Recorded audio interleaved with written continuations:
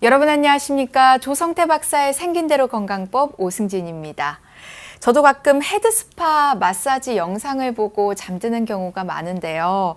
시원하게 두피를 청소하고 관리하는 것만으로도 탈모뿐만 아니라 스트레스 해소에도 좋다고 합니다. 그래서 요즘 두피 관리에 대한 관심도 많은 것 같고요. 근데 이렇게 관리를 받을 틈도 없이 두피 피부염으로 인해 고통받고 있는 분들도 많다고 하죠. 조성태 박사의 생긴대로 건강법, 오늘은 이 두피 지루성 피부염이란 질환에 대해 알아보고 있는데요. 두피의 피부염으로 인해 잠까지 설치면서 힘드신 분들이라면 오늘 시간 놓치지 마시기 바랍니다. 자, 그럼 도움 말씀 주실 조성태 박사님 모셔볼까요? 박사님 안녕하십니까? 네, 안녕하세요. 반갑습니다. 네. 박사님, 요즘 날씨가 조금만 더워도 두피가 가렵고 또 하얀 가루가 떨어지고 심하면 진물까지 나는 분들 정말 많습니다. 그렇습니다. 이게 흔히 말하는 두피에 생기는 지루성 피부염인 거죠? 네, 맞습니다. 계절적으로 아무래도 건조한 계절이니까 이러한 환자들이 굉장히 많이 늘어나고 있습니다. 20, 30대 남성들이 많이 생길 만한 증상인데요.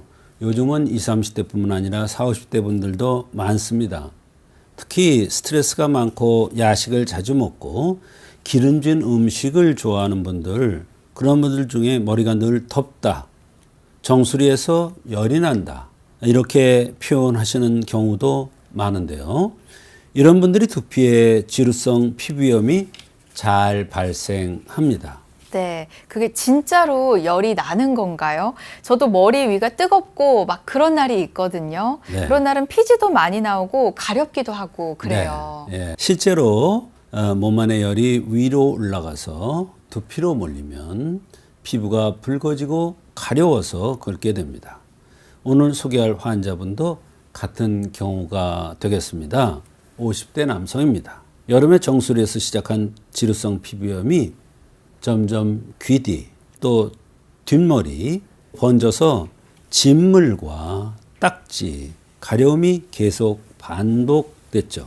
보통 이런 경우에는 병원에서 연고를 처방받거나 샴푸를 기능성으로 바꾸거나 하면서 좋아지는 경우도 있다고 들었습니다. 그렇습니다. 연고나 항진균 샴푸는 당장 진정시키는데 많은 도움이 되는 게 사실입니다. 일시적으로 나타난 현상에 있어서는 괜찮아지는 경우도 많지만 근본적인 치료가 아니기 때문에 심한 경우는 재발하는 경우가 많습니다. 이분도 오랜 기간 연고나 기능성 샴푸를 썼음에도 계속 재발했고 저희 한의원에 왔을 때는 이미 심각한 상태가 되어 있었습니다. 네, 그럼 체질부터 확인해 봐야 할 것 같은데 이분은 어떤 체질이셨나요? 네, 체격이 크고 배가 나왔으며 양명 체질이었는데요. 이런 분들은 공통적으로 더위를 못 참죠. 아주 더위에 대해서 굉장히 힘들어합니다. 땀이 많고 갈증이 잘 나고 얼굴이 붉어지는 그러한 특징이 있죠. 이런 양명 체질은 뭐든지 잘 먹는 체질이기 때문에 또 잘 먹더라도 기름진 것을 좋아합니다. 습열이나 위열이나 풍열에 의해서 대부분 이런 질병이 발생하는 경우가 많습니다. 네, 박사님께서 종종 언급하셨던 양명형 체질이군요. 네. 근데 양명형 체질은 병이 많네요. 많습니다. 그게 이유가 있는데요. 양명형들은 원래 건강하게 태어난 사람들입니다. 그래서 쉽게 병은 오지 않습니다. 그러나 한 번 병에 걸리면 심하게 오는 것이 특징인 체질입니다. 게다가 참을성이 많아서 웬만큼 아픈 것은 참고 넘기는 성격 탓에 병원도 잘 안 갑니다. 그러다 보니까 병이 점점 커져서 양명형들이 병이 많은 것 같이 보이는 겁니다. 네, 이 체질에 대한 이야기를 들으니까 재밌는 것 같아요. 네. 치료는 어떻게 해주셨나요? 처음에는 이분도 제 경험상 위열, 풍열로 인해서 지루성 피부염이 나타난 것으로 보고 약을 썼는데 크게 효과가 없었습니다. 보통 이런 약들은 보름 정도만 지나도 효과가 바로 보이는데 약간 덜하다 정도에 그치고 이런 100점짜리 약이 아니었던 것입니다. 약을 썼는데 크게 차도가 없었군요. 네. 난감하셨을 것 같습니다. 그렇습니다. 그래서 어떻게 하셨어요? 네, 간혹 가다가 이런 경우가 생기는데요. 이런 경우 다시 처음부터 다시 검토를 합니다. 이분은 눈동자와 입이 돌출되어 있었습니다. 화가 많은 거죠. 열이 많은 거예요. 치아도 돌출됐습니다. 뭐냐면 이 치아가 웃을 때 치아가 이렇게 돌출돼 나오는 것 같이 보였다는 거예요. 이것은 심장에 열이 발생한다는 뜻입니다. 즉 이분은 양명형이라 양명형에 열도 있었겠지만 그것보다 더 심장열이 더 강해서 강한 작용을 해서 이런 현상이 나타난 것이죠. 그래서 심장의 열을 조절해 주기 위해서 황련 소독음이라는 처방을 투여했습니다. 이름만 들어도 뭔가 열을 식히는 약 같은데요. 네, 정확합니다. 이 처방은 정수리의 창양, 즉 윗머리 부분에 열이 몰려 생기는 피부병에 쓰는 약입니다. 황련과 황기가 같은 이런 약재가 몸속의 열과 염증을 식히면 두피에 몰렸던 열독을 풀어주는 역할을 합니다.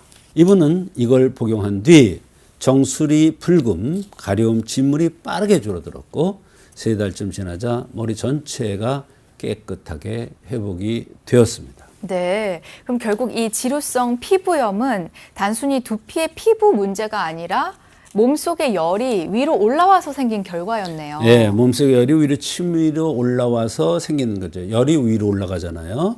두피에 피부병이 생겼으니 두피에 뭘 바르고 시원하게 해주면 된다 생각하겠지만 피부병은 그렇게 단순하지 않습니다. 피부병 환자가 많은 이유가 바로 그렇습니다.